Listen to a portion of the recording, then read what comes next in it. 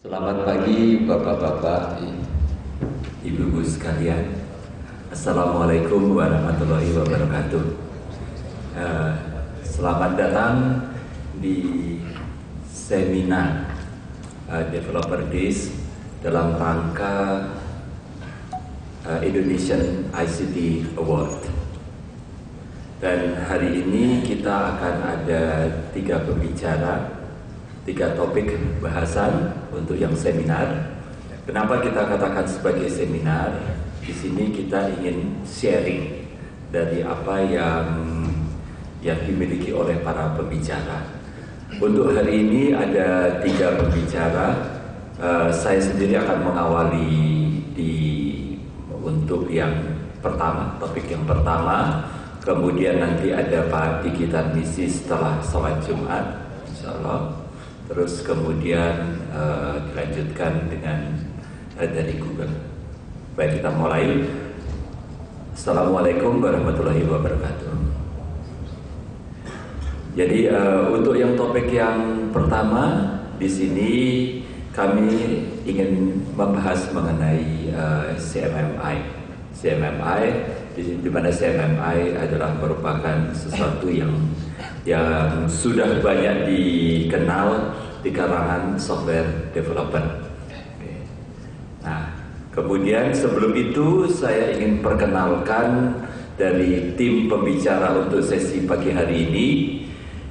Saya sendiri Eko Budiarjo, jadi kami berempat. Kemudian yang kedua Pak Alex seperti namanya di depan. Kebetulan sekali Pak Alex hari ini sedang katanya his body is not delicious katanya. Lagi gak sehat. Terus kemudian yang ketiga itu Pak Heru Martin yang berada di depan komputer. Saya perkenalkan Pak Heru Martin. Dan berikutnya adalah Pak Hamidullah, Pak Hami di sini yang ada di sebelah kiri saya. Jadi kami tim dari Fasilkom UI di sini. CMMI bukanlah merupakan hal yang baru buat teman-teman di Fasilkom, terutama adalah para alumnus dari Magister Teknologi Informasi Fasilkom UI, karena kita selalu mempelajari software engineering approach dengan framework CMMI. Dan pada hari ini sesuai dengan namanya Developer Days di sini, maka yang kita ingin share dengan Bapak Ibu sekalian adalah bagaimana CMMI yang kita kenal yang merupakan pemeringkatan skala dunia ini dapat bermanfaat untuk small organizations maupun untuk software team. Oleh karena itu, judul yang kami angkat di sini adalah Empowering Small Software Company and Software Development Team by adopting CMMI dan framework serta Indonesian Case. Hari ini saya akan berbagi dengan Pak Hami. Di sini adalah saya akan jelaskan mengenai bagaimana CMMI beneficial buat small scale organizations, dan sekaligus nanti untuk case study di Indonesianya itu akan diberikan oleh Pak Hami. Jadi Pak Hami sudah mencoba apa yang pendekatan yang sudah kita telurkan di sini mengenai untuk mempergunakan CMMI untuk skala organisasi, skala kecil, itu diterapkan secara nyata dan nanti akan di-share gimana pengalamannya. Jadi nanti Bapak Ibu selama waktu seminar ini bisa menanyakan mengenai konsepnya maupun implementasi di Indonesia, dan siapa tahu dari Bapak Ibu sekalian ada yang tertarik untuk memanfaatkan framework ini untuk empowering tadi. Jadi kira-kira itu yang jadi objektif pembicaraan. Baik, kemudian saya lanjutkan lagi untuk yang topik yang berikutnya. Kalau boleh saya mau coba berdiri situ aja Pak Hami ya, boleh ya?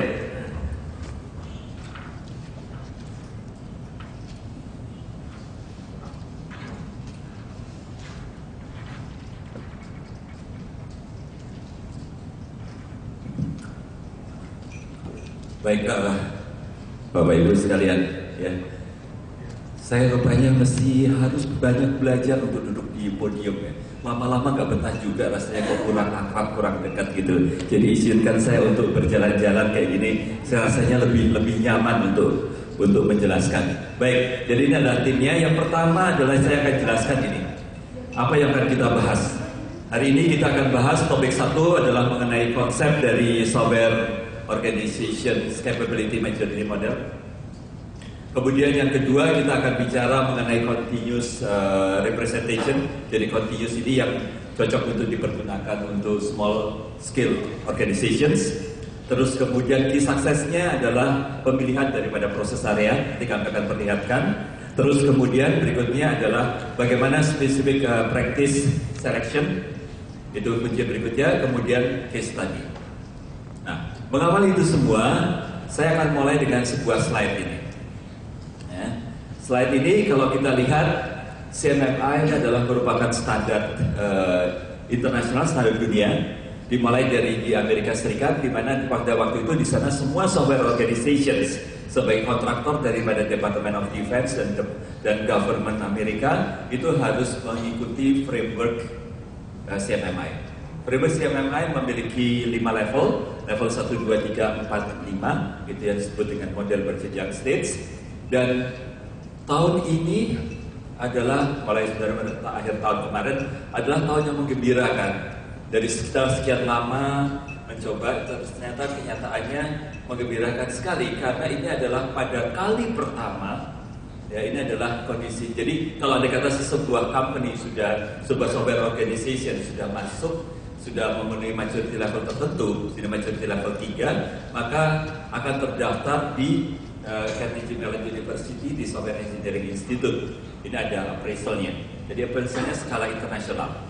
Dan yang luar biasa dengan prestasi di Indonesia di sini adalah bahwa ketika saya cek di bulan Mei 2014, ternyata sudah ada 4 perusahaan di Indonesia yang masuk setelah memenuhi atau setelah berhasil mencapai maturity level 3.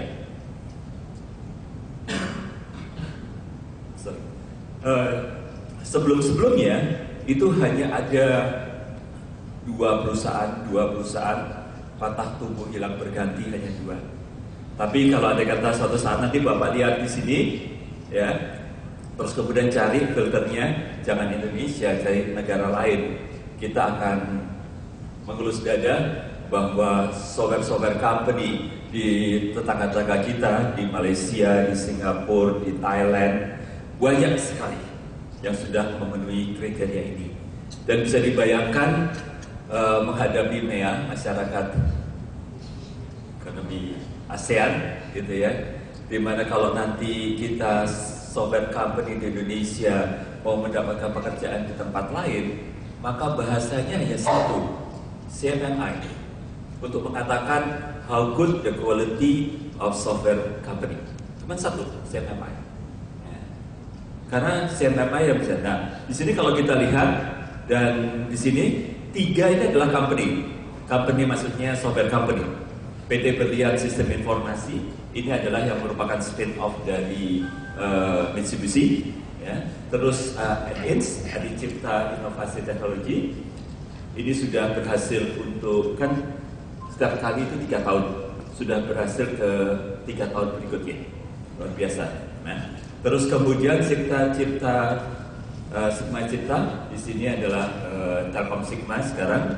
Dulu pernah, terus menghilang, tidak CMMI lagi. Terus kemudian masuk lagi, sudah berhasil ke CMMI.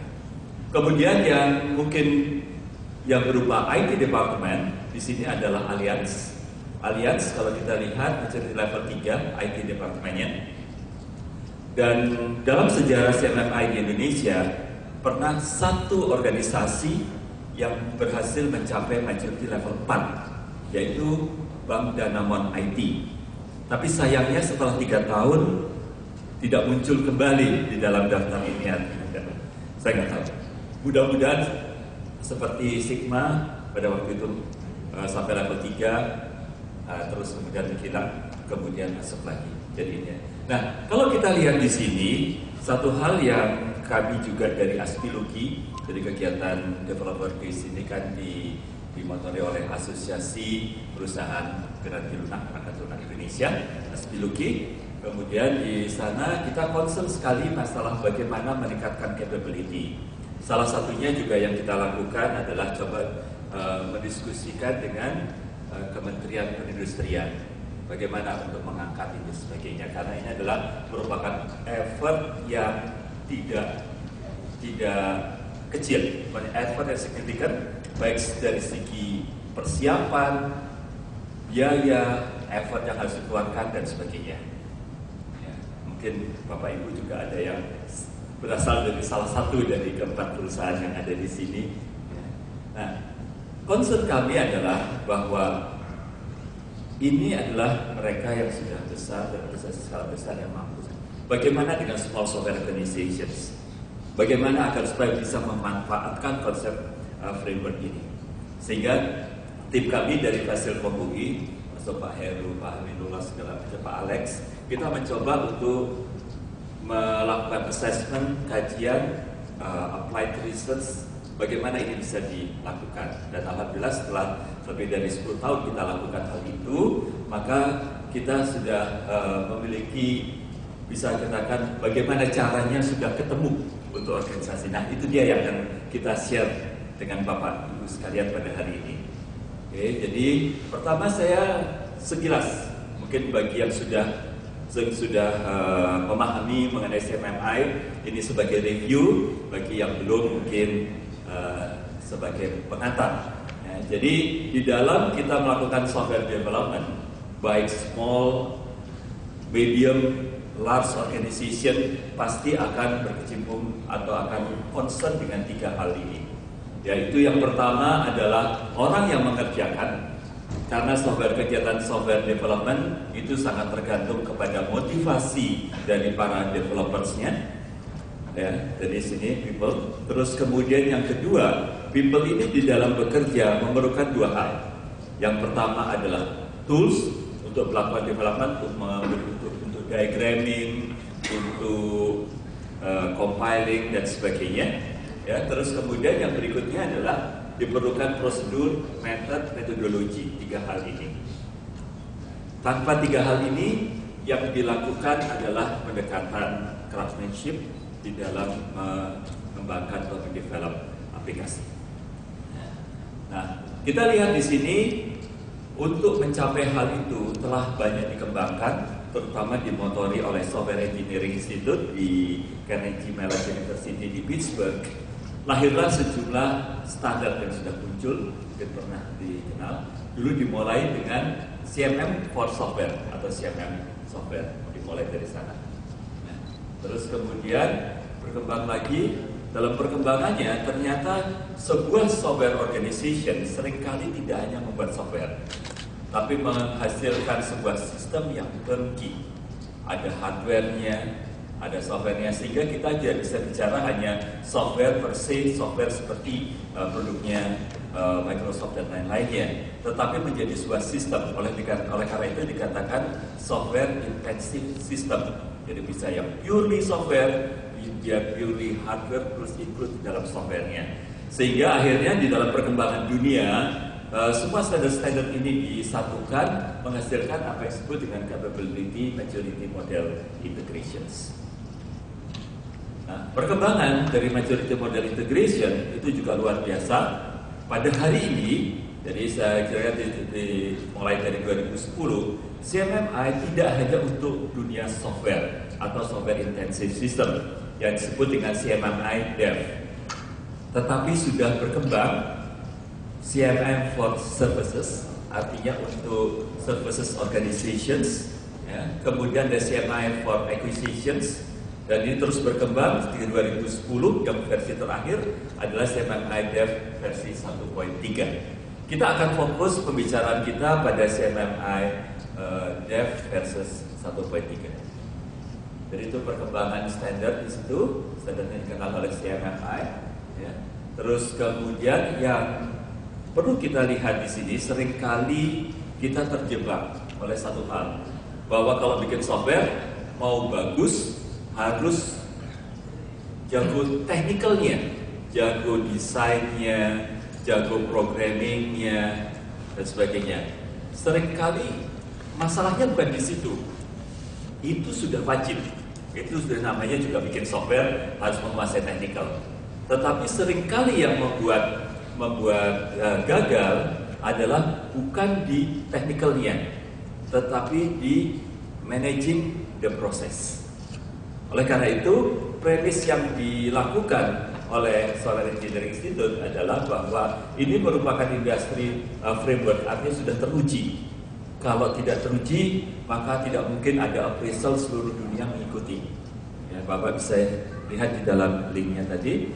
To improve product quality and development efficiency. Jadi seringkali kita melakukan kegiatan software development, kita coding atau desain secara sederhana, langsung coding, begitu jadi ubah lagi, akhirnya software kita menjadi carut marut, istilahnya jadi bakmi, root gitu ya. Kalau udah root, ada orang datang lagi, programmer baru atau software engineer baru, dia akan bisa bilang dengan atasannya atau dengan ketua tim, Pak, daripada saya memperbaiki software yang sudah jadi, yuk kita bikin dari nol. Dan itu keep on. Padahal kita lupa bahwa satu bagian daripada fragmen daripada code untuk dia betul-betul bisa diandalkan harus melalui serangkaian uji. Nah, ini yang biasanya seringkali uji atau software testing yang dilakukan. Jadi CMMI bicara mengenai itu. Ya, jadi ini bicara mengenai how we manage the software process. Ya, CMMI. Jadi CMMI di sini ya ini memberikan nanti dari materi nanti kita berikan linknya untuk bisa mendapatkan ini. Terus kemudian CMMI di sini adalah berdasarkan best practice. Jadi ini diturunkan bukan hanya semata-mata dari sebuah research organization di university, tetapi juga hasil dari best practice di dalam industri. Nah, ini yang terjadi. Sehingga di sini CMMI akan membantu meningkatkan proses itu. Kemudian satu hal yang perlu kita ketahui, ini bukanlah sesuatu yang ready pakai terus kemudian suddenly software company tadi atau software organization tadi menjadi hebat bisa menyelesaikan software proses atau pembuatan software. Tidak, ada suatu proses yang perlu dipersiapkan, ada manpower yang perlu disiapkan, prosedur yang harus dipersiapkan dan sebagainya. Oleh karena itu tidak dikatakan bolt-on processes. Terus kemudian bagaimana value daripada CMMI ini? Seperti yang kita lihat keempat perusahaan tadi. Itu bahasa internasionalnya, kalau ada kata dia mau tahu capability, dia hanya lihat maturity level berapa. Saya ada satu true story, ada sebuah software company hebat di Indonesia akan mengambil berpartisipasi proyek di negara tetangga kita. Kriterianya simple, sudah harus CMMI level 3. Udah simple, karena CMMI level 1, 2, 3, 4 itu udah ada standarnya. Kalau 4 cara mengerjakannya sini, 3 cara mengerjakan seperti ini, 2 cara mengerjakannya seperti itu. Dan itu di-appraise secara internasional melalui metode yang namanya SCAMP oleh Certified Appraisal untuk CMMI. Certified Appraisal kita bisa cari yang paling dekat di tempat kita adalah mungkin di negara tetangga kita, di Singapura, Thailand, sama Malaysia.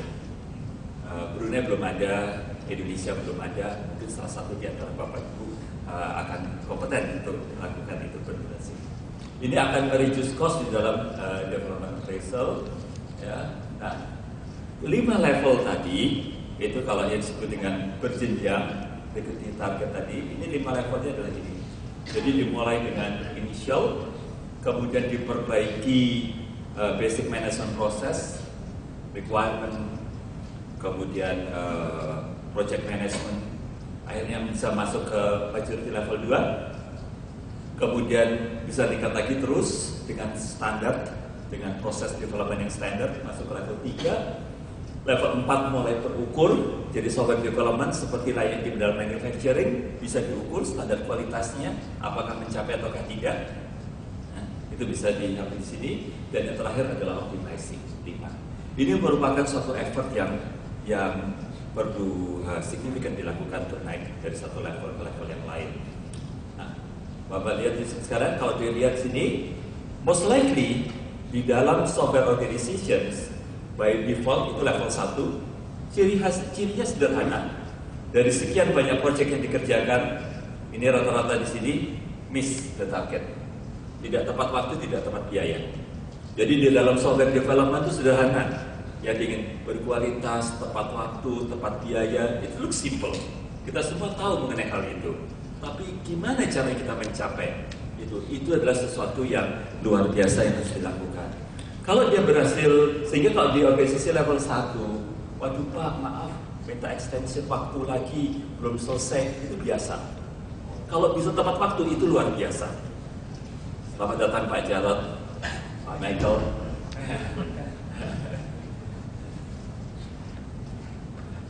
Baik, jadi kemudian kalau bisa naik ke level 2, maka majority daripada project yang dilakukan dia akan tepat waktu, majority. Tapi masih ada yang miss. Makin ke atas, Bapak Ibu lihat, makin sedikit yang tidak tepat waktu karena deviasinya makin kecil. Dan bahkan yang lebih menarik lagi adalah targetnya bisa menurun.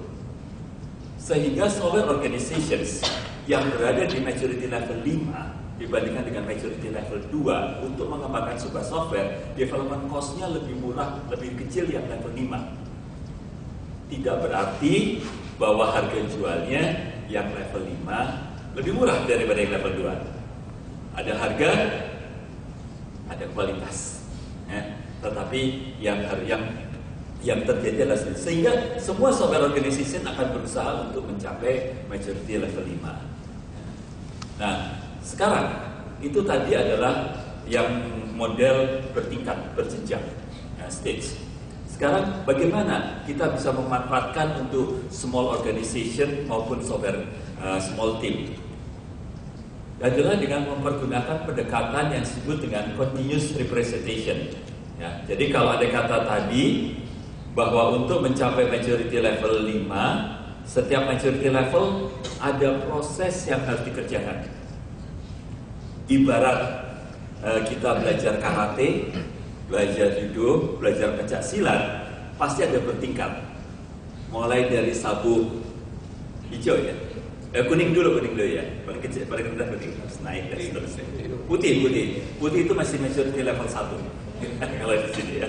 Terus naik bertingkat. Tentunya banyak jurus-jurus yang dipelajari. Demikian juga di dalam dunia software. Kalau kita mau menerapkan framework ini, cuman bedanya kalau yang model berjenjang itu udah pasti level 2 harus memenuhi proses-proses ini, level 3, 4 dan seterusnya. Ini terlalu berat buat small organization.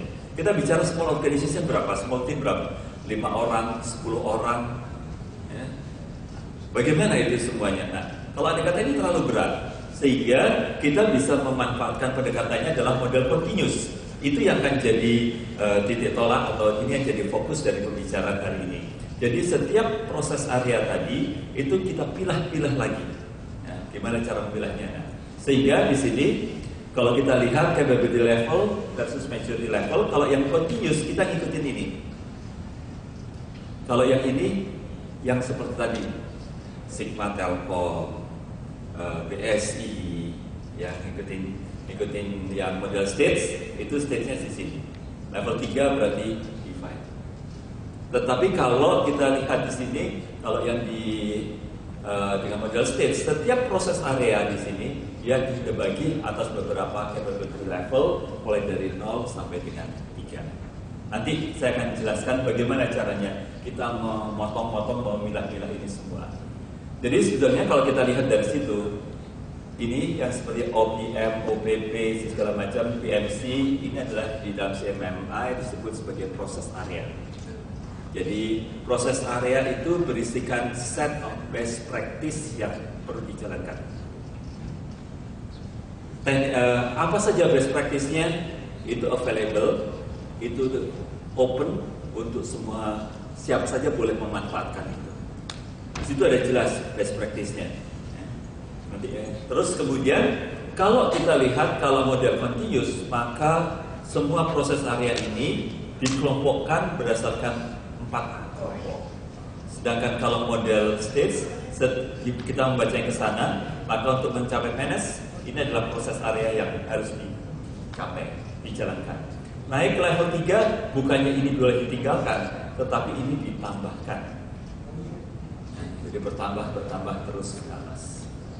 Nah, ini adalah proses areanya. Kalau kita lihat, ya, di sini nomor 2 ada project monitoring and control, project planning dan sebagainya. Di sini adalah number goal-nya, ini adalah number of practices-nya. Practices-nya short proses area. Datang di situ. Nah, ini adalah kelompoknya kalau model yang continuous tadi. Jadi yang ini tadi kita lihat ini di kelompok aja, penjelasannya adalah ada yang di sini.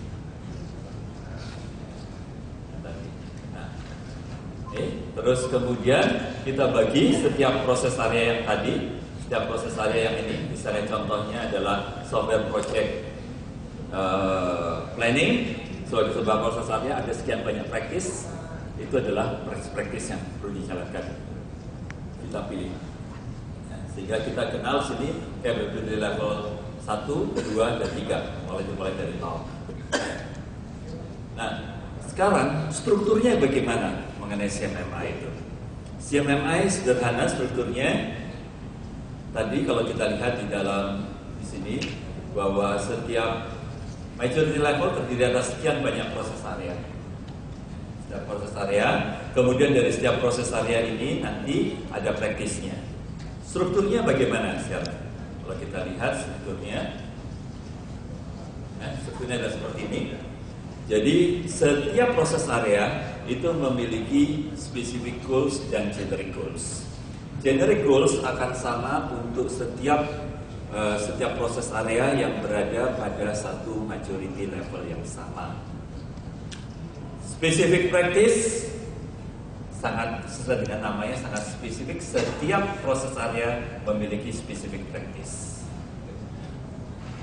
Semuanya kalau Bapak Ibu ingin dalami, ingin pelajari technical report-nya itu available di Software Engineering Institute.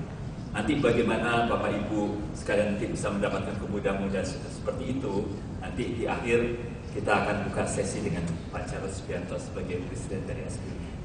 Ya. Terus kemudian ini ada specific practice, ya. Dan setiap capability level itu akan membagi proses area tadi ke dalam capability level.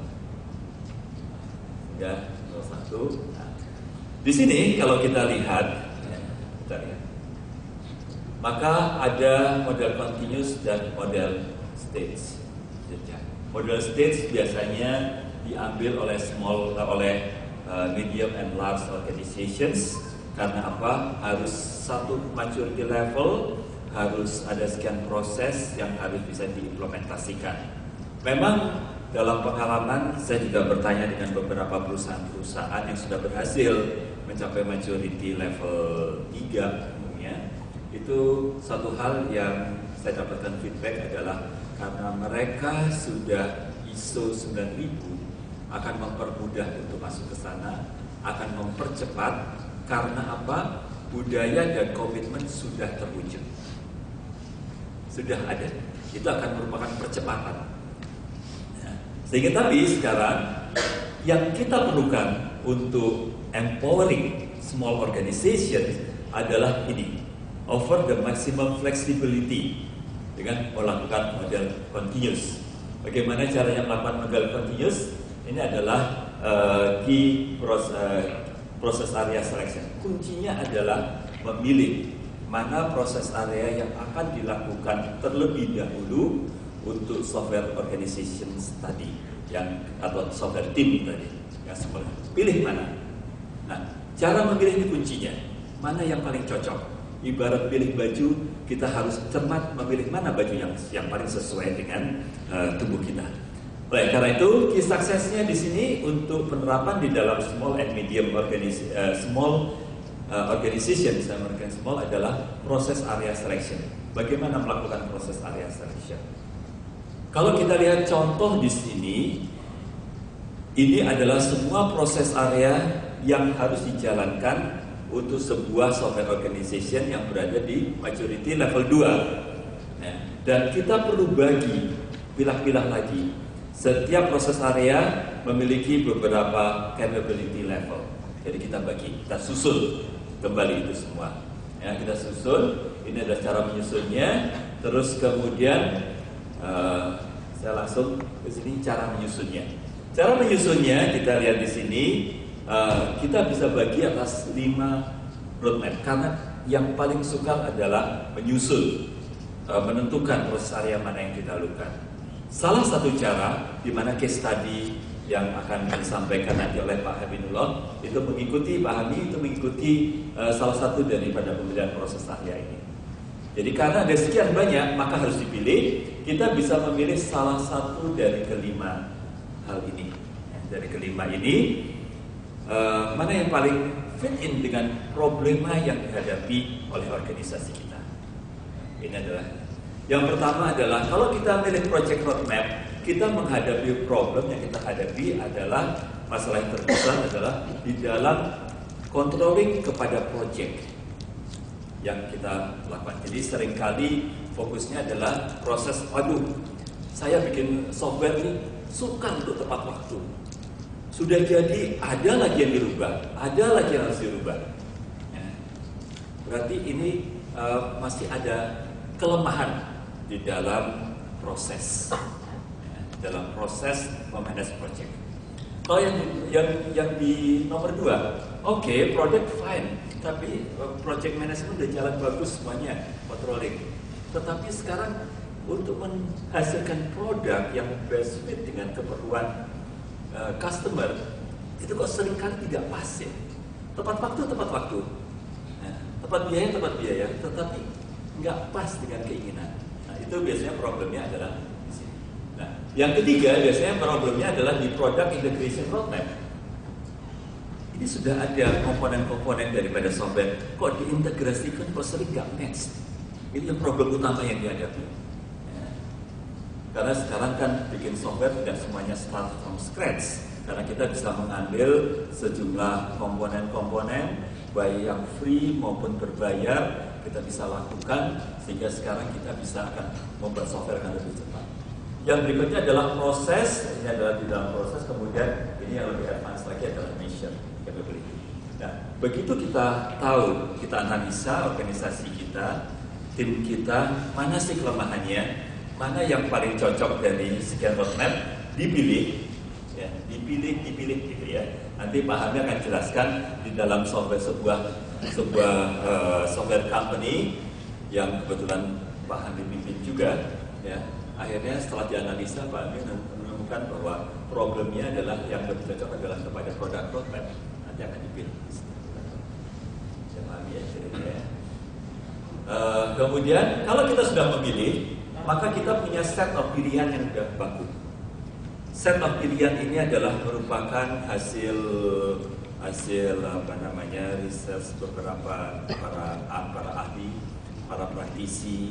Kalau ada kata problemnya ini, proses areanya ini, problem ini, proses area ini. Nah ini semuanya ada. Oke, berarti proses area project planning, project monitoring, requirement management, configuration management. Nah, jadi kita bikin ibaratnya menu makanan, mau pilih yang mana dari proses area buat yang small and medium, kita pilih ada paket 1 sampai paket 5. Nah, jadi simpel, menyederhanakan kita, ini adalah paket 1 sampai dengan paket 5. Kita pilih paket mana yang paling fit dengan problematik yang kita hadapi di dalam organisasi kita. Walaupun ini adalah banyak membantu di kecil dan menengah, atau software tim kecil, tetapi buat software organisasi yang ingin mencoba mendapatkan manfaat, walaupun itu sudah skala menengah dan besar, tetap bisa melakukan pendekatan ini. Karena nantinya akan bisa converted equivalent dengan maturity level yang ada di akan melakukan appraisal. Jadi ini semuanya sudah ada project roadmap, apa saja, semuanya ada lengkap di sini. Ada 5 paket pilihan. Okay. Nah, kalau kita lihat di situ setiap paket pilihan, setiap proses area memiliki keterhubungan.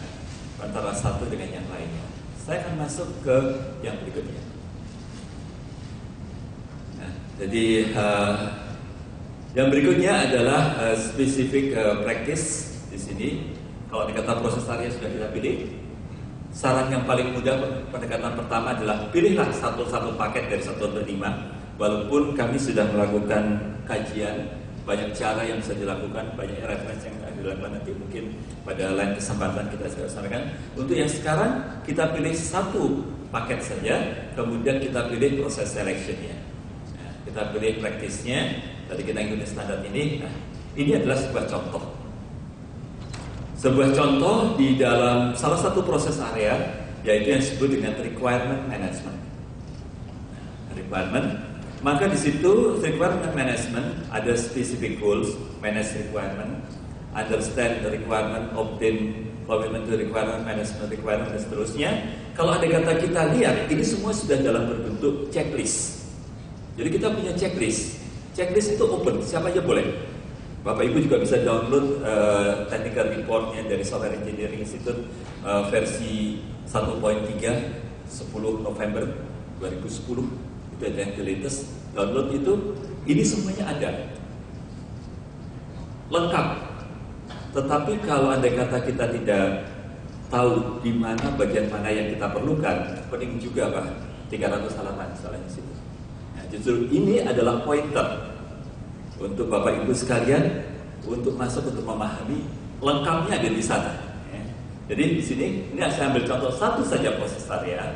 Di sini adalah specific goals. Yang biasanya kita jadi concern adalah specific goals. Karena setiap proses area memiliki specific goals. Specific goals yang pertama adalah manage requirement.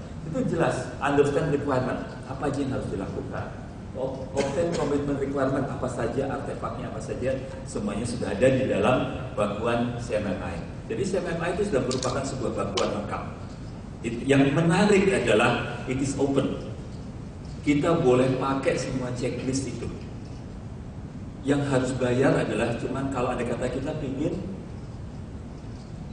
melakukan appraisal, kita harus mengundang certified lead appraisal, baru kita keluar biaya.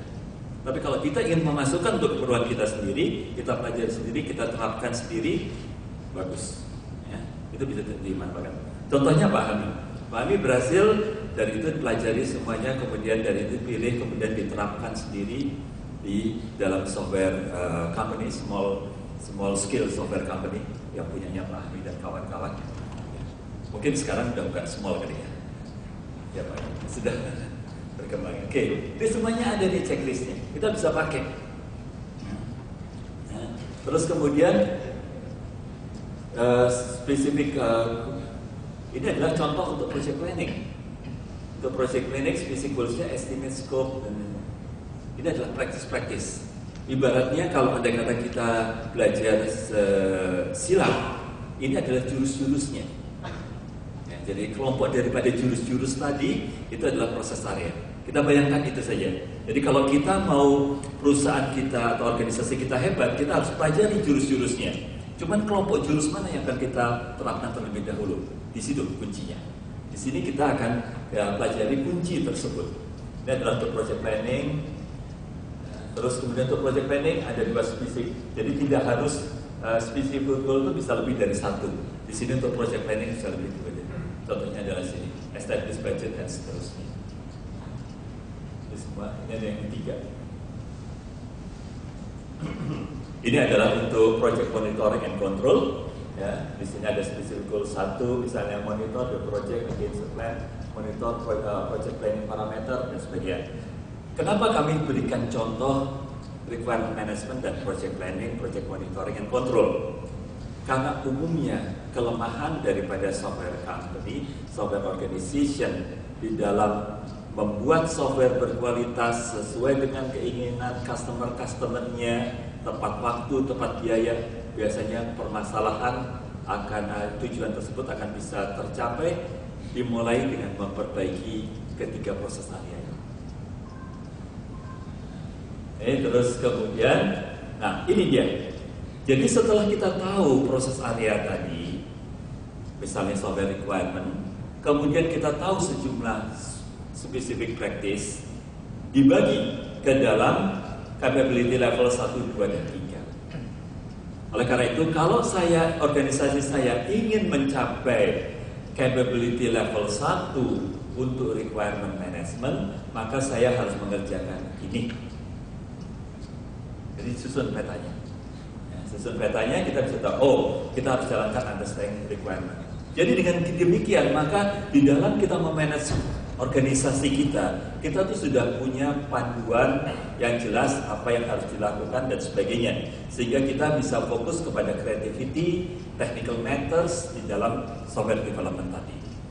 Jadi ini dibagi.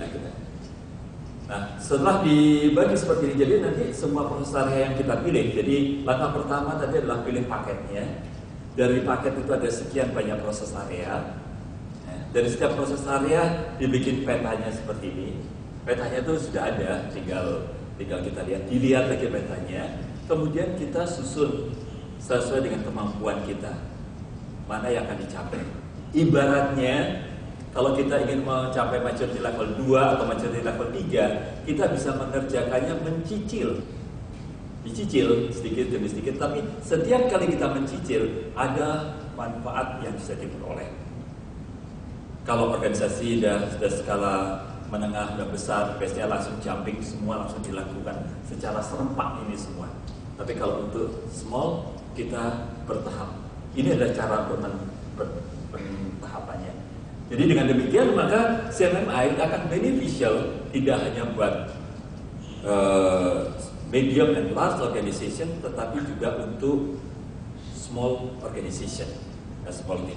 Oleh karena itu sesuai dengan topik yang hari ini ini adalah untuk para developers skalanya macam-macam. Ya, ini pilih seperti itu. Nah, sebelum masuk ke dalam case study, saya akan revise lagi, akan mereview lagi. Jadi intinya adalah kalau kita ingin menggunakan model ini untuk small organization, sebenarnya kita adalah menyusun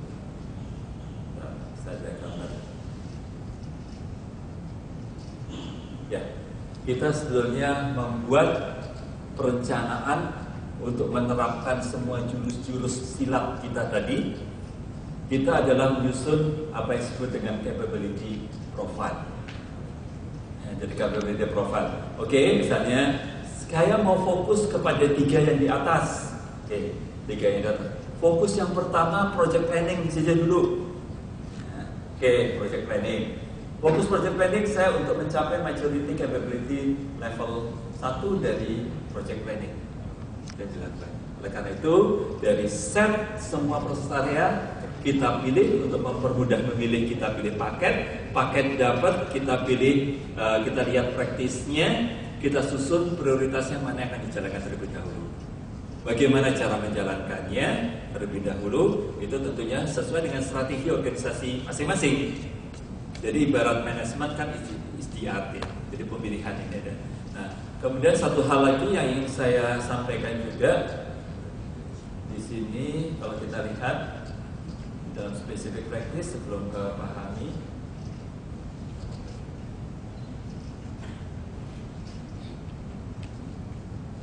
Nah, sini ya. Kita lihat tadi, kita kenal ada yang namanya GG, generic goals, generic practice. Ya. Di sini ada generic practice, ini ada generic practice. Ya. Generic practice untuk semua maturity yang berada di dalam satu level itu sama. Jadi artinya apa? Kalau kita sekarang mau strategi ini kita lakukan, terus kemudian kita loncat ke project planning, sama juga capability level 1 bisa. Tangga itu kita pilih. Bisa juga kita memilih tangga ini, kita langsung ke sini, baru kita masuk ke capability level 1 dari project planning.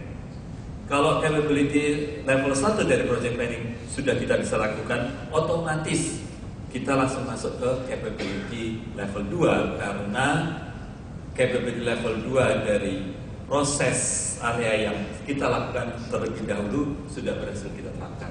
Dengan kata lain adalah ini sama untuk semua proses area yang berada di level 2. Oke, nah satu hal lagi sebagai review sebelum kita adalah nanti kita lihat di sini.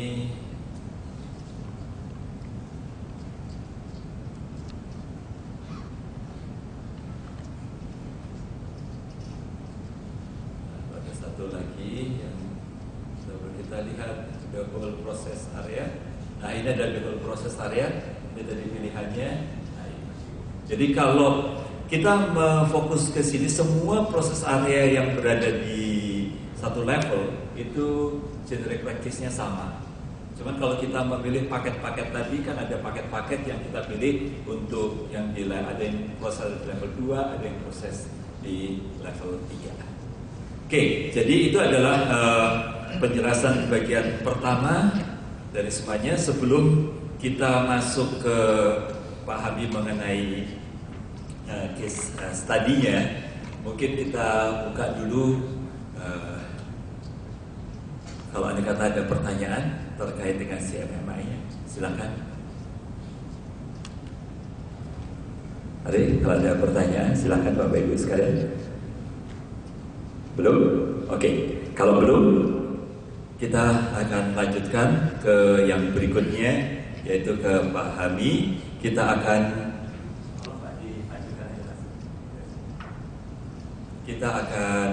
bahas mengenai bagaimana penerapannya tadi di dalam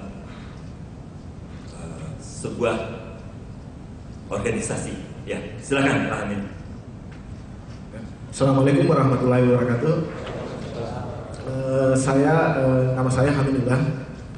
Saya memulai karir di software development itu dengan sangat optimis. Bayangkan ya, kalau teman-teman lulus kuliah itu cuma dapat ijazah, saya lulus kuliah selain ijazah dapat uang 100 juta, Pak. Dapat dari mana? Skripsi saya itu ternyata laku di industri, nggak cuma masuk perpustakaan. Nah, hal seperti ini membuat saya masuk industri perangkat lunak itu dengan sangat optimis. Ya, kalau Pak Jokowi bilang butuh e-government, panggil programmer, 2 minggu selesai. Oh, saya enggak Pak, saya seminggu biasanya selesai. Dan saya langganan dengan proyekan Korean. Ya, ini kondisi awal saya ya. Tapi ini nggak berlangsung lama. Sampai suatu hari saya menangani sebuah project dengan customer berjumlah ratusan orang dengan jumlah kantor cabang yang banyak. Di sana saya mulai menemukan problem-problem. Ya, tadinya saya berpikir bahwa kemampuan coding itu segalanya. Kalau Anda udah jago coding, segalanya beres, gampang. Ternyata anggapan saya salah. Di situ tiba-tiba dari rasa optimis, saya merasa sangat jagoan, tiba-tiba saya merasa sangat bodoh. Frustasi Pak, bener. Ini kok setahun nggak selesai. Dulu biasanya saya seminggu selesai. Ini kenapa bisa setahunan Pak nggak selesai. Selalu nggak sesuai dengan kebutuhan user. Nah, ada sebuah istilah di dunia persilatan. Ya. Jadi yang perlu kita lakukan sebenarnya cuma terus belajar dan berlatih. Gak usah takut dengan masalah. Karena kalau Anda sudah mencapai limit, seorang guru pasti datang. Nah, saat kalau ini saya bertemu dengan Pak Eko. Nah, lewat beliau saya akhirnya berkenalan dengan namanya CMMI. Ya.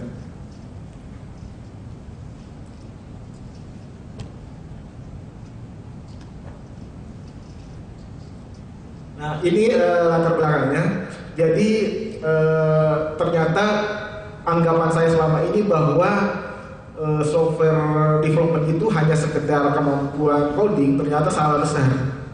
Di sana juga melibatkan unsur manajemen, banyak faktor-faktor lain. Nah, bagi startup company dengan modal nekat, modal semangat, ya biasanya cuma berjumlah beberapa orang, direktur merangkap developer, merangkap office boy, akan menemui problem seperti ini, Pak. Ya, ini problem ini pasti akan terjadi. Nah, dalam software development, kalau kita berbicara quality, bahwa kualitas suatu perangkat lunak itu sangat ditentukan oleh software proses pembuatan software. Ya, jadi jika kita ingin melakukan improvement terhadap kualitas perangkat lunak kita, maka yang harus diimprove adalah prosesnya. Ini adalah sebuah best practice dalam industri perangkat lunak. Nah, di sini kebetulan saya bekerja di PT Maloji. Di sini saya mengambil case study. Saya ambil sebuah project untuk saya teliti untuk dilakukan improvement kualitas melalui pendekatan CMMI continuous. Nah, yang pertama-tama adalah saya melakukan titik start. Saya coba lakukan appraisal, assessment untuk menentukan sampai di mana sih capability level saya. Karena saya pakai continuous, maka metriknya adalah pakai capability level. Akhirnya karena waktu itu kami mengembangkan produk itu kita beri nama Faris. Akhirnya produk Faris ini kita jadikan objek penelitian dengan menggunakan proses area yang ada di produk roadmap. Ya, tadi sama Pak Eko sudah dijelaskan ada berbagai macam roadmap, ada yang project roadmap, ada yang product roadmap, ada yang project integration roadmap. Nah, karena kebetulan kita mengembangkan produk, kita bikin paket software dijual seperti yang Microsoft Office punya, maka kita pakai 6 proses area. Pendekatannya pakai scan PC. Kalau yang ini scan PC, yang kita lakukan penelitian adalah segala macam artifak, baik itu formal maupun informal. Ya, yang kalau pakai yang KP kelas A itu sudah harus formal. Tapi kalau misalnya yang kita pakai C, assessment internal, itu yang tidak formal pun juga masih diakui. Contoh misalnya saya ketemu user, saya mencatat, walaupun cuma orek tangan, ini sudah diakui sebagai artifak. Tapi kalau yang formal enggak diakui gitu. Itu sudah harus sesuai dengan standar yang sudah harus ada standarnya. Nah, ini hasil appraisal kami di requirement management misalnya spesifik praktis pertama. Spesifik praktis pertama itu mengatakan tentang understanding requirement, bahwa dalam proses development software kita harus mengerti kebutuhan user. Nah, di sini setelah kita melakukan penelitian ternyata ada catatan-catatan di mana daftar fitur, daftar requirement yang akan kami kembangkan. Oke, di sini kita coret yes. Y itu adalah misalnya ada nggak artifaknya, buktinya. Kalau N itu no, artinya nggak ada buktinya. NA itu not applicable, artinya proses yang bersangkutan tidak relevan dengan proses yang kita ambil. Di tahap ini requirement management ini ternyata kita cuma dapat poin 60% yang terlaksana. Karena di CMMI Dev itu untuk mencapai capability level 1 itu harus 100%, maka di sini hasil asesmennya 0. Jadi walaupun 90% tetap hasilnya 0. Ya. Ini baru bisa disebut mencapai capability level 1 jika seluruh spesifik praktis dilaksanakan atau hasil asesmen adalah 100%. Ya. Tapi kami coba menilai pencapaian itu dalam persentase. Oh, bahwa kita sudah mencapai 60%. Terus di requirement development kita lebih rendah. Kita cuma memenuhi 2 dari 10 spesifik praktis yang ada. Kami beri skor 20%. Di configuration management kita cuma 1. Itu pun gara-gara kita ini install SVN. Oh, kita pakai SVN untuk versioning software. Itu udah dapat satu poin. Ya. Karena yang dinilai di sini bukan prosesnya, tapi hasil akhir bukti bahwa proses itu dilakukan. Ya. Seperti tadi requirement management, understanding requirement. Apa buktinya kita mengerti? Oh, buktinya ada dokumennya, dokumen requirement. Yang kedua, bahwa kalau di requirement itu harus ada persetujuan dari si pengguna. Kita melaksanakan, buktinya apa? Oh, ada tanda tangan. Jadi kalau cuma kita tulis nggak ada tanda tangan dari orang yang hadir, itu dianggap nggak melaksanakan. Jadi seperti itu, Pak. Kita melihat dari artifact, bukan di proses. Di proses product quality assurance 0, sama sekali kita nggak melakukan spesifik praktis satupun. Kalaupun sebenarnya kita melaksanakan, tapi kita nggak mengeluarkan artifact, nggak ada catatannya.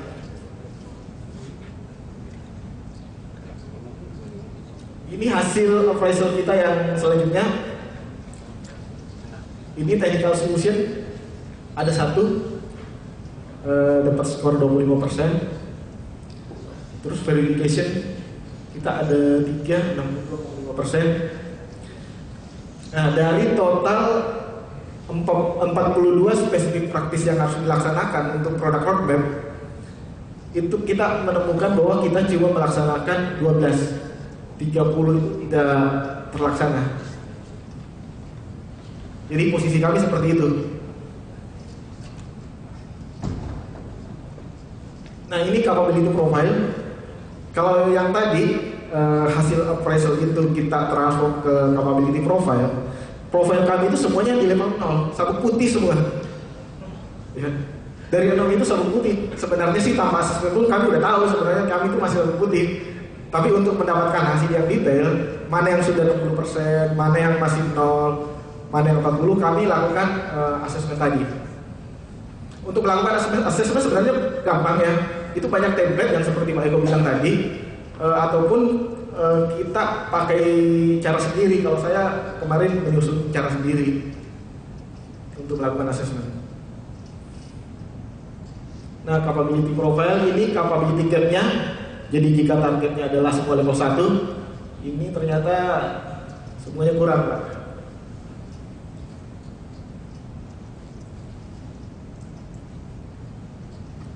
Nah, ini kalau kita lihat tadi ada 42 spesifik praktis yang harus kami laksanakan.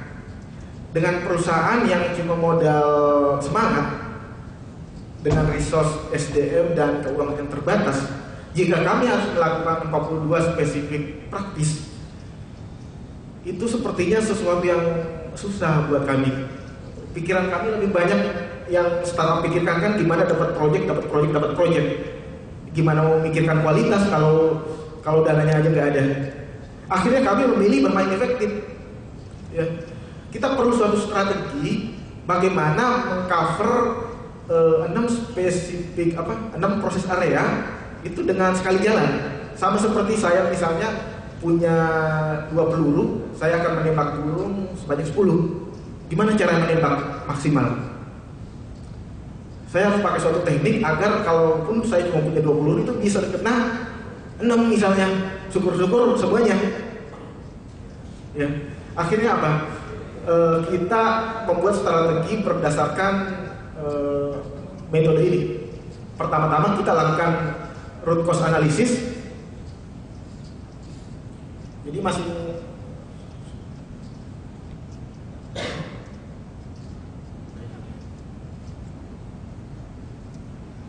kalau Bapak pernah pakai tools namanya Fishbone, ya, analisis tulang ikan, kita pakai pendekatan itu. Misalnya di requirement management, ini kenapa kami gagal? Kita list semua faktor-faktor sumber masalah, ya, semua dari yang kecil sampai yang besar kita list. Terus di requirement development juga kita lakukan. Kita men-list semua penyebab sampai ke sumber masalahnya apa. di proses product quality assurance dan sebagainya pun kita lakukan. Setelah itu kita melakukan rating di sini tadi. Ternyata hasilnya seperti ini, Pak. Kebanyakan penyebab kegagalan itu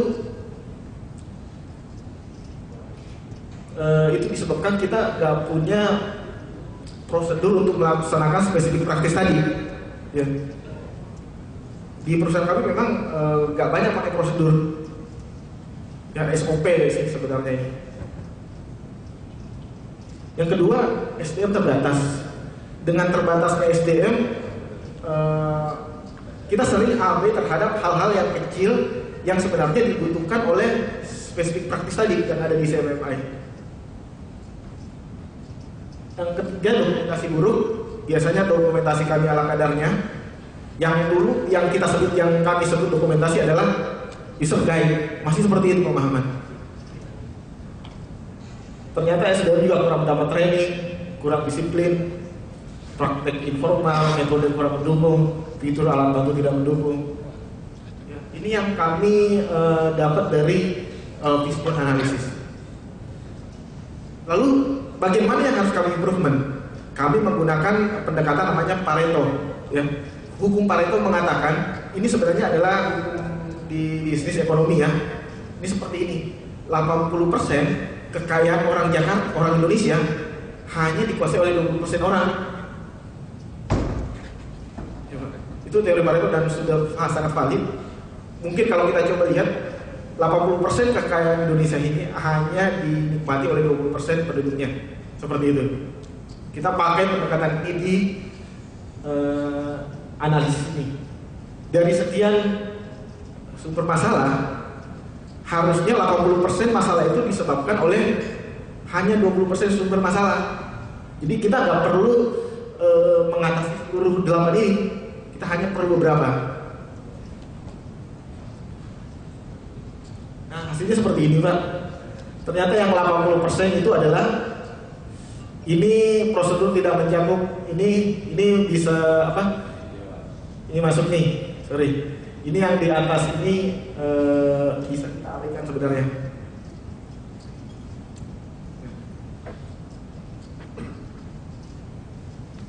Ini yang di bawah garis ini ya. Ini garisnya. Yang 80% ya. Jadi yang seperti fitur alat bantu, metode, praktik informal ini untuk sementara bisa kami abaikan. Jadi idealnya sih nggak seperti ini, tapi karena kita tadi dengan resource terbatas ya, bagaimana cara melakukan apa sekali kita misalnya menembak burung itu bisa yang kena bisa berapa? Pak, boleh tanya Pak? Yep. Antara SDM terbatas dengan SDM kurang disiplin ada korelasi nggak? Karena terbatas itu bisa aja karena dia nggak produktif jadi terbatas. Kalau bisa, jadi yang ini Pak, selain kalau SDM kurang apa namanya, yang tadi mendapat training, oh SDM terbatas ya, yang kurang disiplin. Nah, kalau yang ini sebenarnya yang kami sebut kurang kurang disiplin itu, misalnya kita punya prosedur di coding Pak, ya, misalnya variabel itu adalah harus nama yang jelas. Ya misalnya kalau misalnya variabel itu adalah pekerjaan, maka harus kita tulis pekerjaan. Nah ini kadang-kadang ada yang pakai simbol P, pakai A. Nah itu namanya yang kurang disiplin Pak. Enggak. Jadi kita sudah punya prosedur, tapi dia masih seenaknya. Nah kalau yang SDM terbatas itu satu programmer misalnya dia bisa merangkap 2 proyek, misalnya gitu.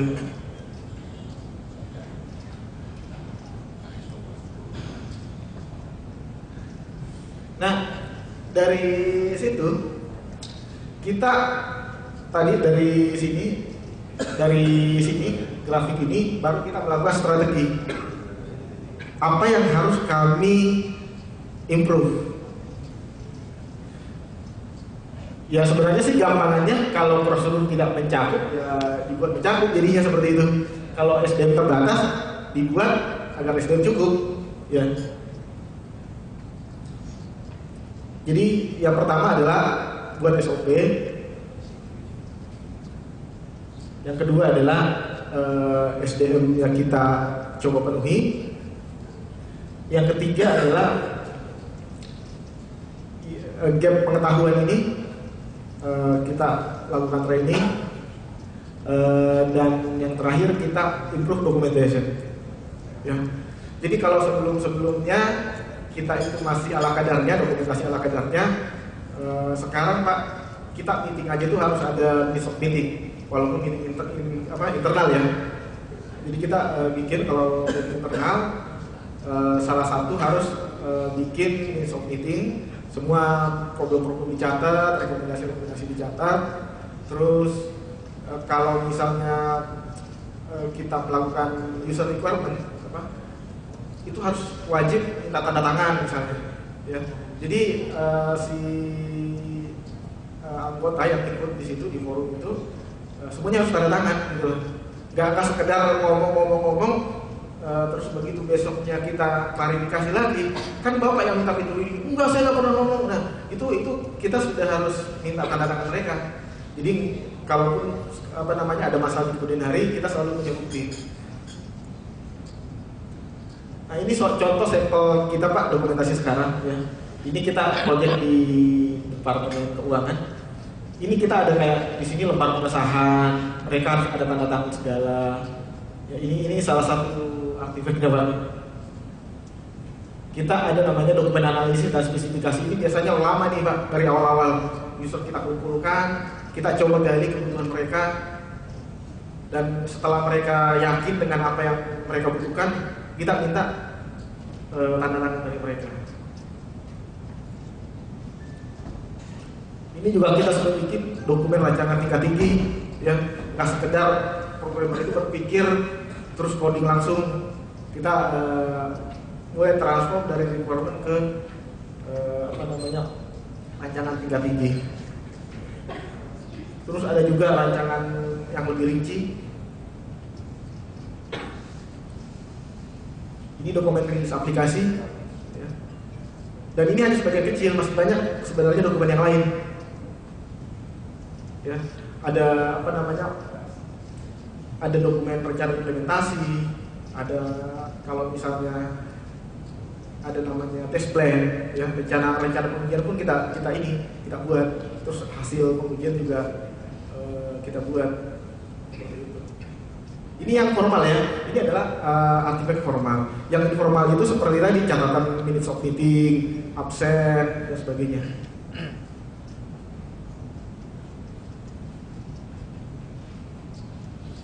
Saya pikir itu yang bisa saya sharing dari pengalaman saya. Tadi mulai dari melihat posisi, lalu assessment, terus melakukan strategi untuk efektif agar sesuai dengan kantong juga, dan terakhir hasil kami setelah implementasi. Ya, saya pikir itu yang bisa saya sampaikan. Terima kasih. Assalamualaikum warahmatullahi wabarakatuh.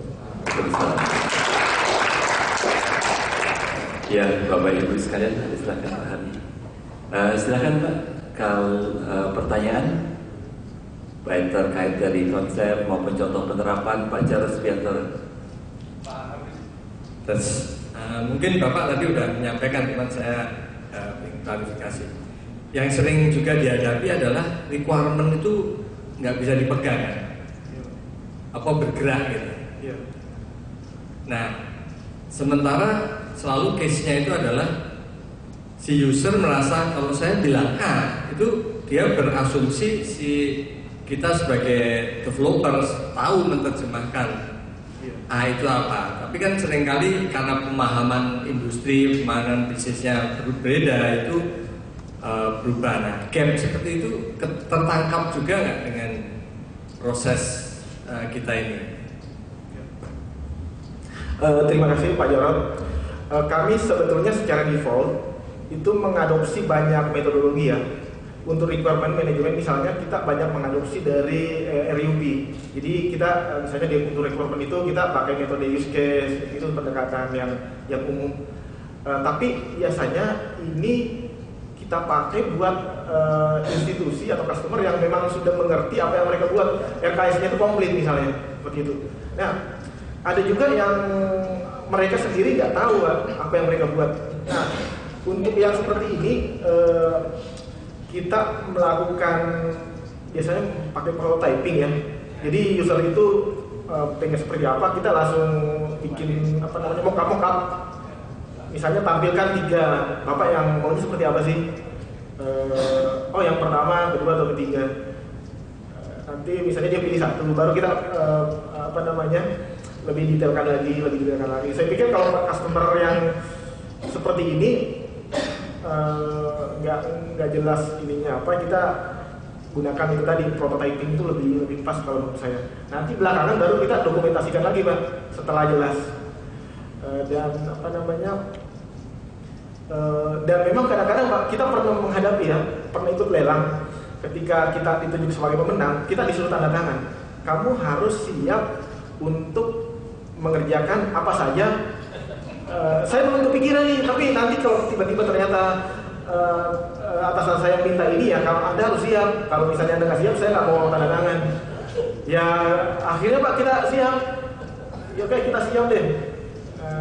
Ya tadi metode pertama itu kita benar-benar memang di sini skill yang dibutuhkan memang skill manajemen, skill komunikasi itu juga penting di situ tadi. Dengan pendekatan tadi prototyping atau menggali kebutuhan user lebih dalam. Saya pikir seperti itu Pak. Baik, terima kasih. Silakan berikutnya, penanya berikutnya. Ya.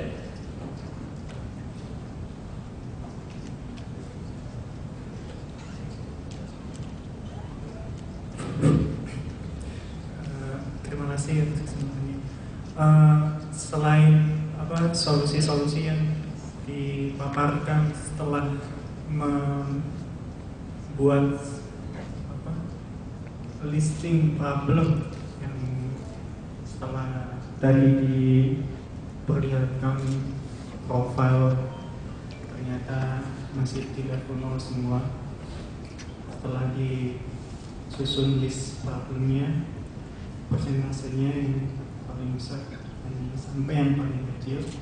Nah, kemudian di situ ada yang paling utama tadi, yang pertama adalah pembuatan SOP ya.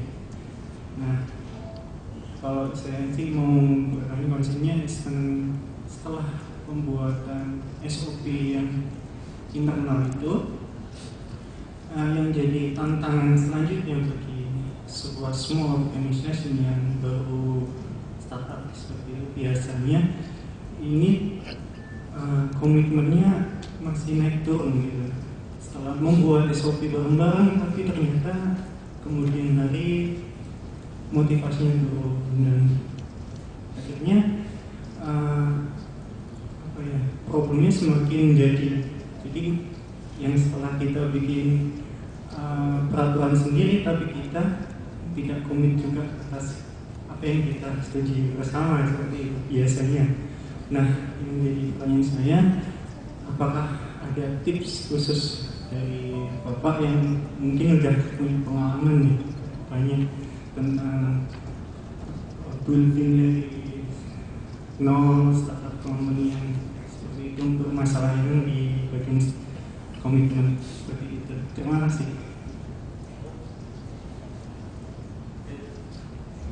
Terima kasih Pak. Dalam manajemen proyek ada teori namanya teori Y dan teori X. Teori Y mengatakan bahwa orang itu bekerja, dia tidak perlu diawasi. Dia bisa bekerja sendiri kok, nggak perlu diawasi. Nah, tipe selain itu, tipe orang yang dia baru kerja kalau diawasi. Bos pergi, dia chatting, dia Facebookan, bos datang kerja lagi. Jadi itu teori manajemen ya. Nah, ternyata kalau pengalaman saya, banyakkan di teori X. Banyakkan di bagian X, orang yang harus diawasi. Nah, ini akan mempengaruhi terhadap suatu komitmen ya. Begitu pengawasan ketat, komitmen jalan, pengawasan kendor, komitmen nggak jalan. Nah, untuk hal ini saya pikir kuncinya adalah di leadership Pak. Ya, jadi yang top manajemennya itu memang harus punya komitmen untuk menjalankan aturan. Ya. Kita nggak bisa mengharapkan itu dari bawah. karena penerapan aturan itu memang harus keras dari atas. Ya, sama seperti mungkin kayak aturan di jalan. Kalau misalnya polisi ada, orang melanggar, polisi nggak ada, kita kita melanggar ya. Jadi sama seperti itu, bosnya itu memang harus tegas dan harus ngasih contoh. Itu Pak tipsnya. Jadi harus mulai dari atas. Oke, saya mau tambahkan sedikit Pak. Jadi ini pengalaman dari saya starting my career sebagai software engineer gitu ya. Ternyata setelah dari sampai sekarang memang perlu ada small thing tapi impact-nya besar. Karena itu tadi kita bicara Pareto segala macam. Nah biasanya untuk yang kecil mulai itu adalah membudayakan para software people tadi itu adalah put on paper. Biasanya kita senang bikin diagram, bikin code, tapi kalau suruh nulis itu males. Padahal sekarang kita bisa mengumpulkan, menulis itu secara sederhana. Ada email, ada WhatsApp, mungkin itu bisa kita pakai. Dan tadi pengalamannya Pak Hami juga, bahwa kita di dalam keberhasilan tadi ada direct artifact, dokumen software requirement specification dan sebagainya, tetapi juga bisa untuk menerapkan CMMI secara baik. Kita juga perlu indirect artifact. Dan indirect artifact tadi itu notulen, catatan segala macam, dan membiasakan seperti itu. Jadi tadi contohkan dipahami tadi contohkan, waktu itu saya nggak minta itu. Bisa kemungkinannya dua, memang tidak mengakui, atau kemungkinan satunya lagi adalah lupa. Kalau dulu pernah minta itu gitu ya. Nah, jadi itu adalah proses. Jadi dan biasanya orang di kita itu kalau suruh paraf itu, waduh, ada konsekuensi apa ya? Nanti dituntut dan sebagainya. Tapi kalau kita bicara, oke deh, kirim lewat email. Nah, kita sekarang sebagai developer segala macam, email itu sudah merupakan satu catatan yang sahih bahwa itu adalah benar permintaan dan sebagainya. Jadi banyak cara yang bisa dijembatani disesuaikan dengan kultur kita. Saya kira tambahannya seperti itu, Pak. Oke, silakan mungkin penanya berikutnya, ya.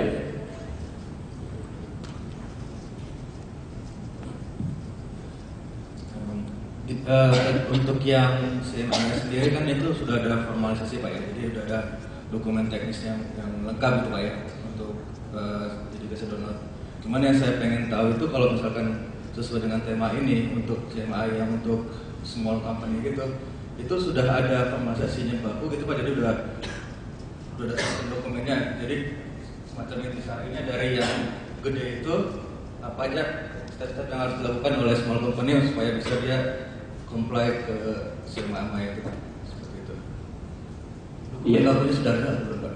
Iya, jadi nanti tentunya kita habis ini saya juga akan mengundang Pak Jarod nanti untuk berbicara mengenai CMMI Forum. Tetapi selain itu juga satu hal bahwa mengenai dokumen seperti itu, Pak, itu yang siap untuk dimakan seperti kita punya yang technical report tadi itu masih terpecah-pecah. Oleh karena itu kenapa kami melakukan kajian di kampus dengan eksperimen lapangan adalah untuk membuat itu yang concise seperti yang tadi telah kita paparkan. Technical report berikutnya itu adalah, jadi gini, tadinya CMMI itu difokuskan untuk medium and large organizations. Padahal by design awal sudah ada model stage dan model continuous. Model continuous tidak dilirik, ganti model stage. Karena pada waktu itu dipakai sebagai standarisasi untuk memilih kontraktor di pemerintah Amerika ataupun di Department of Defense Amerika, dan sekarang dipakai di semua mancanegara. Jadi fokusnya di situ sehingga terabaikan. Kalau dilihat dari situ, technical reportnya itu terakhir sekitar tahun 2006. Di situ ada CMMI roadmap. Kalau Bapak cari di Google, CMMI roadmap keluar yang tadi. Terus kemudian beberapa artikel itu nanti juga akan keluar di situ beberapa artikel mengenai CMMI for small organizations. Jadi setelah sekian lama model continuous ini tidak dilirik, setelah sukses, baru orang berpikir sekarang mengenai ternyata CMMI model continuous yang dulu dicanangkan ketika awal cocoknya untuk small organizations. Nah, itu baru muncul beberapa tulisan-tulisan antara lain di SCM Complications. Nah, karena itu kita fokuskan. Kira-kira gitu, Pak. Jadi, tapi kunci utamanya ada yang di technical report yang tahun 2010, November 2010, itu adalah merupakan standar terakhir dan itu merupakan sudah convergent. Walaupun yang khusus untuk continuous itu ada terakhir di 2002, tapi sudah diperbarui dengan munculnya yang 2010. Seperti itu nanti kita kan. Oke, berikutnya tadi Pak Hidayat kelihatannya ada pertanyaan, silakan Pak Hidayat.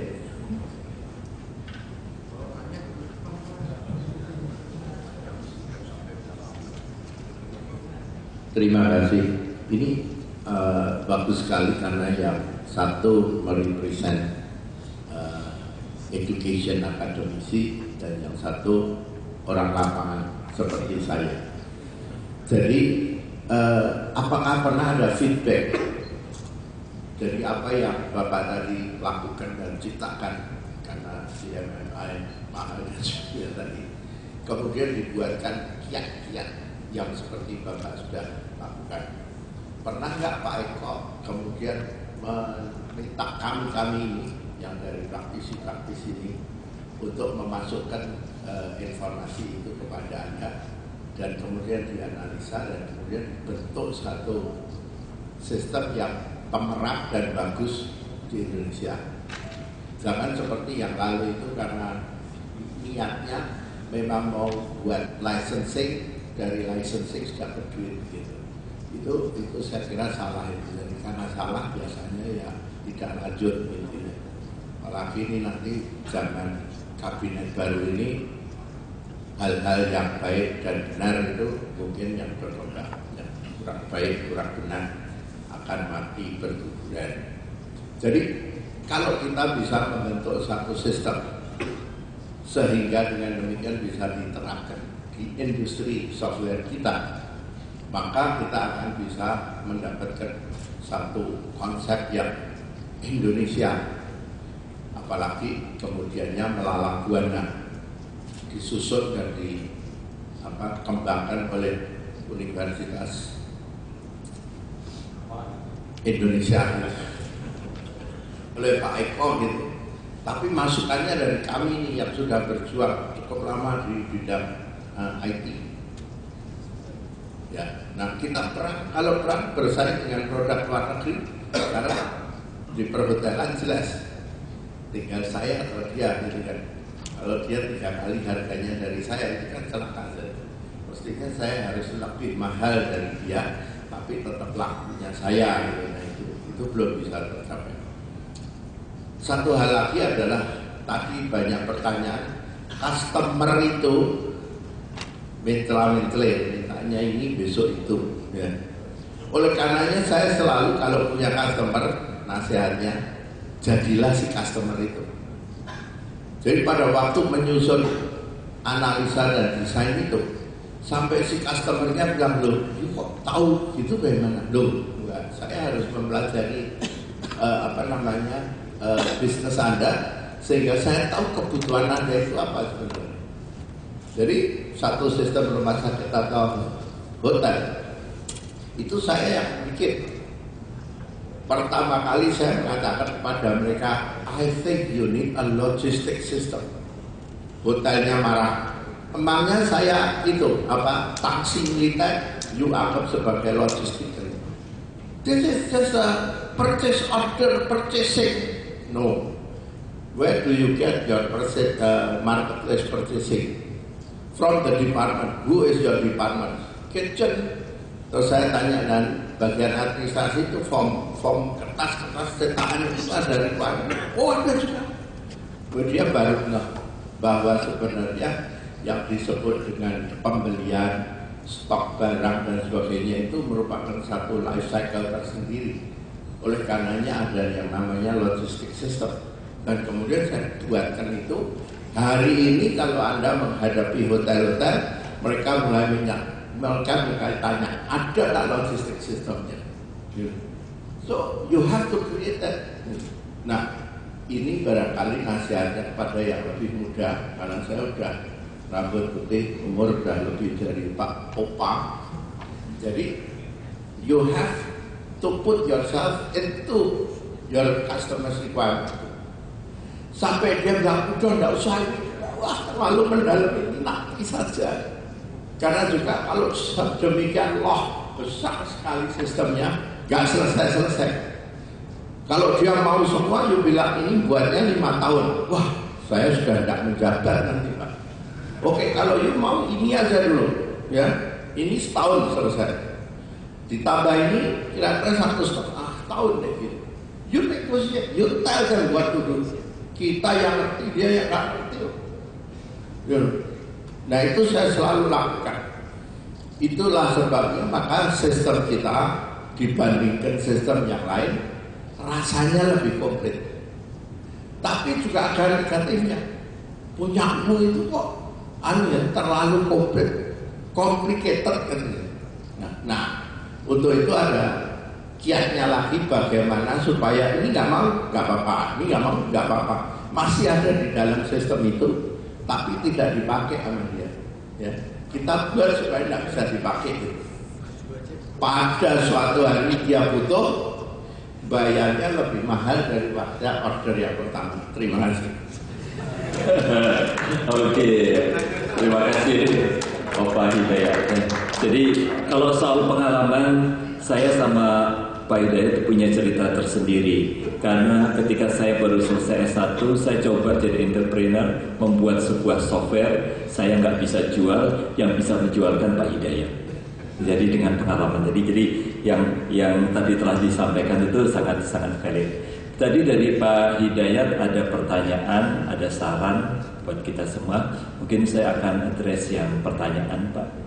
Jadi kami sendiri di UI itu cukup panjang menggeluti dari sisi kajian akademik daripada CMMI di sini, tetapi kita juga melakukan kegiatan serangkaian assessment. Mungkin sudah sekitar 10 perusahaan kita lakukan kegiatan assessment dalam konteks kegiatan akademik untuk mencarikan bagaimana strateginya. Dan dari strategi itu kita coba feedbackkan kepada ownernya. Kelihatannya mereka rata-rata mengatakan ya cocok strateginya, cocok betul PA, prosesornya cocok, praktisnya dan sebagainya. Kita mencobakan berbagai macam. Nah tentunya hal ini tadi betul yang dikatakan Pak Hidayat tadi, ada sesuatu yang sangat spesifik untuk di Indonesia dan bagaimana itu bisa diterapkan untuk lebih luas. Dengan masukan-masukan baik ke akademisi maupun praktisi kita kumpul bareng. Dan mudah-mudahan itu semuanya juga akan bisa segera terrealisasi. Dan salah satu realisasinya adalah dengan kita membentuk CMMI Forum. Nah, sebelum kita masuk ke CMMI Forum sebagai pembicaraan terakhir, mungkin minta tolong ke Pak Heru, mungkin slide yang sebelumnya, slide yang awal, slide perkuliahan, slide yang sebelumnya Pak mengenai materi, ya. Tolong ke bagian awal, sekedar merap up aja kegiatan apa yang sudah dibahas di sini.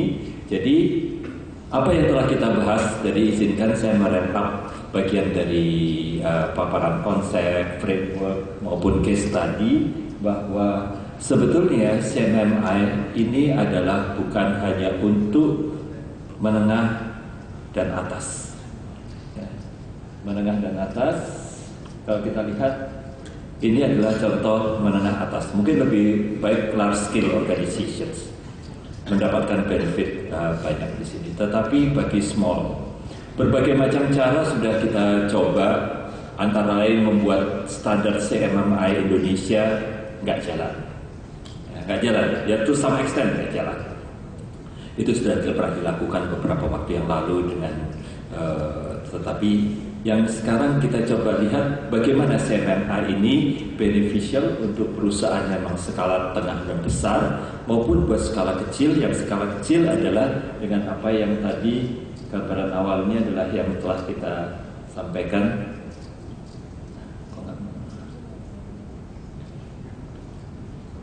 Ke awal ya, terus ya ke awal slide ya. Jadi dengan melalui ini empowering tadi, ini adalah tadi yang konsepnya. Jadi ini adalah conclude daripada diskusi dalam rangkaian seminar. Oke. Saya rasa Bapak Ibu sekalian masih mungkin ada pertanyaan lagi karena kita harus mengakhiri jam 11 lebih karena kita akan sholat Jumat dan jam nanti yang di website keliru, bukan sampai jam 1 karena kita ada break, jadi sampai jam 11 actually. Jadi izinkan untuk saya masuk ke agenda terakhir, bagaimana apa yang sudah kita bahas ini tidak hanya berhenti di ruangan ini. Ya, itu penting. Tadi Pak Hidayat telah sampaikan gimana input dari praktisi, dari industri, akademisi sehingga bisa merumuskan. Nah, untuk merumuskan itu kita perlu untuk mengawali dengan apa yang disebut dengan CMMI Forum. Dan untuk membahas mengenai CMMI Forum dalam waktu 10 menit saya minta Pak Jarod untuk maju ke depan. Pak Jarod mungkin karena kami dari Aspiluki menginisialisasi untuk terbentuknya CMMI Forum. Silakan Pak Jarod.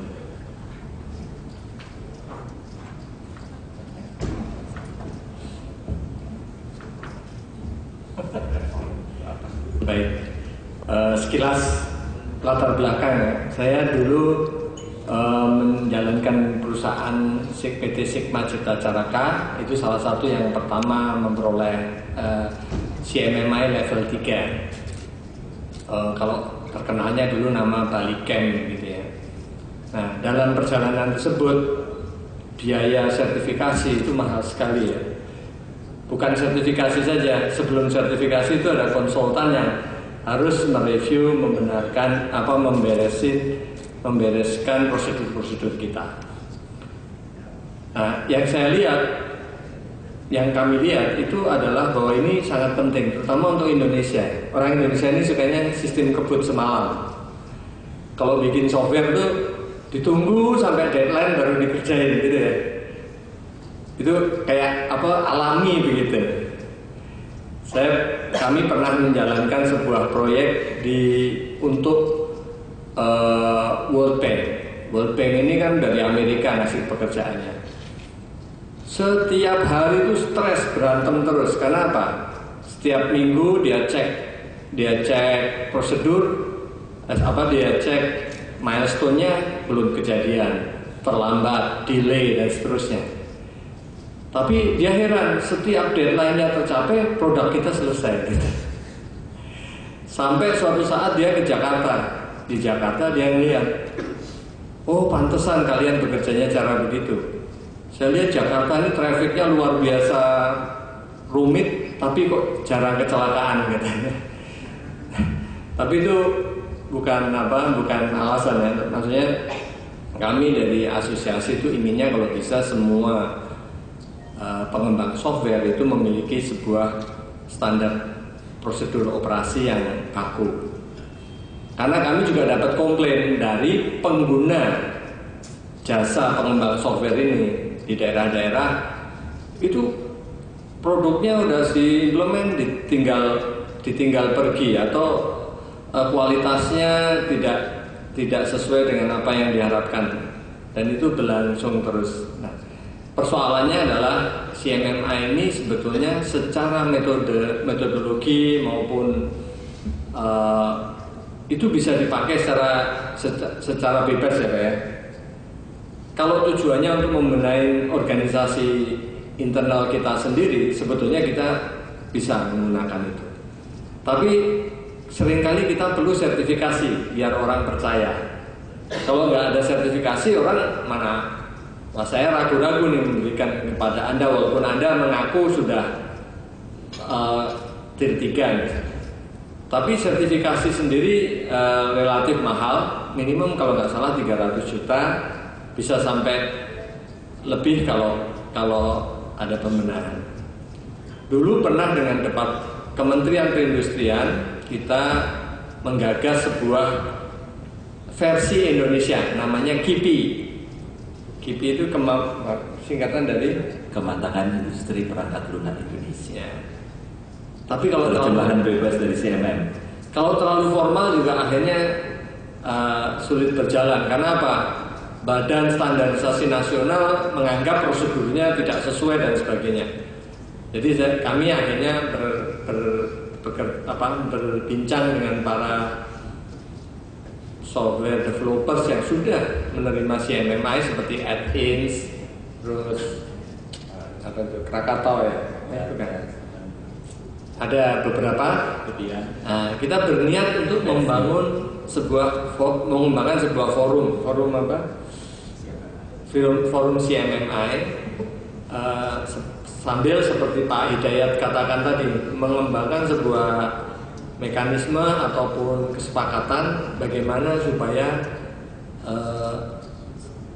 perusahaan-perusahaan dapat disertifikasi ya, sampai dengan dapat disertifikasi dengan biaya yang relatif terjangkau.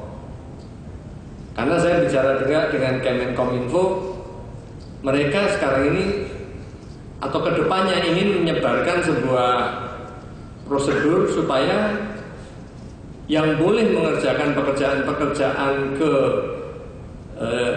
institusi pemerintah itu harus yang minimum level 3 atau level 2 misalnya.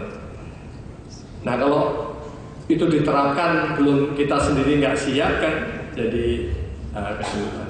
Mungkin ilustrasinya sedikit itu dulu. Makasih. Ya, jadi tadi pun juga kami pun dari kampus juga sudah banyak melakukan kegiatan assessment terhadap itu, dan itu juga bagus untuk kita rapikan, kita tuliskan, kita sebarluaskan. Tetapi memang kita perlu untuk membentuk suatu wadah yang lebih atau satu organization. Jadi oleh karena itu pada waktu kita rapat di Aspiluki ada datang dari akademisi, dari pengembang perangkat lunak developer, termasuk yang sudah CMMI level 3, itu kita rasanya kita perlu untuk membuka komunikasi yang lebih luas untuk masukan dan untuk membuat sesuatu. Oleh karena itu kita bentuklah CMMI Forum. Jadi baru sekitar komitmen kita 4 bulan yang lalu lah kira-kira. Jadi dan untuk kita bisa memulai, ini sistem juga sedang kita siapkan, maka kontak person kita adalah Pak Ashari Abidin, emailnya ada di sana.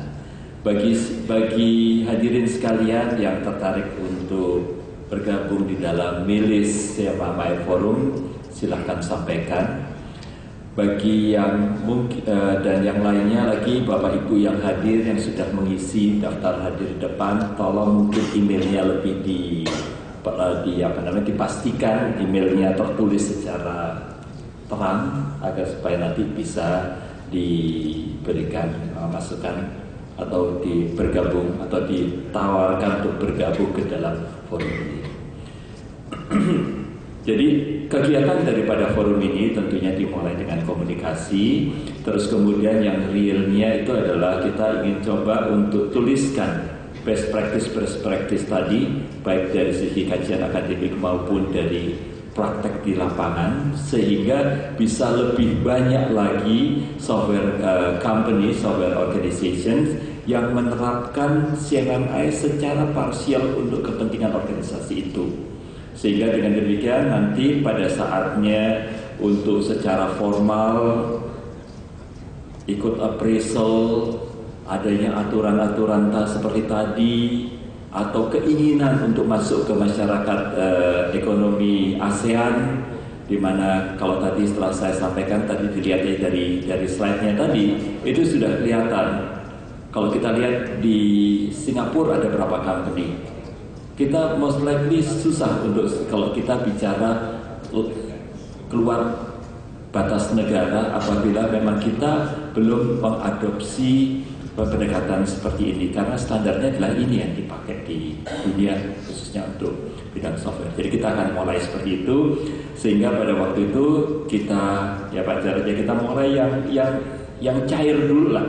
Kita mulai dengan bentuk forum dan sebagainya. Tentunya nanti kalau kita bersama, karena Aspiluki kan sebenarnya tidak hanya untuk anggota yang tercatat, tetapi Aspiluki ingin berbuat untuk industrinya. Itulah yang dilakukan oleh Pak Jarod. Kayaknya kalau saya bilang Pak Jarod, kayaknya Pak Jarod sendiri, kayak saya bukan pengurus, saya bukan pengurus. Jadi kira-kira seperti itu. Silakan Pak Jarod, ada tambahan Pak atau masuknya? Nambahin dikit. Bagi peserta ini, kalau merasa di organisasinya siapa yang lebih tepat, nanti tolong email ataupun komunikasi tadi di forward ke yang bersangkutan. Karena seringkali ini bukan urusan saya nih, urusan bagian lain, tolong disampaikan. Bahkan kalau perlu, biasanya yang sangat tertarik malah justru pendiri atau pemilik perusahaan kayak Pak.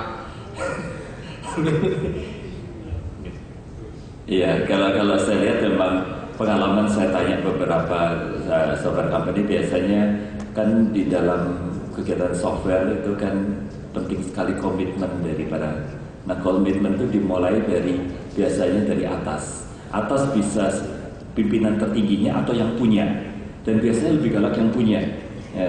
Tapi kalau kayak di software organization punya Pak Hami ini, beliau sebagai pimpinan dan sebagai yang punya, jadi lebih galak lagi gitu.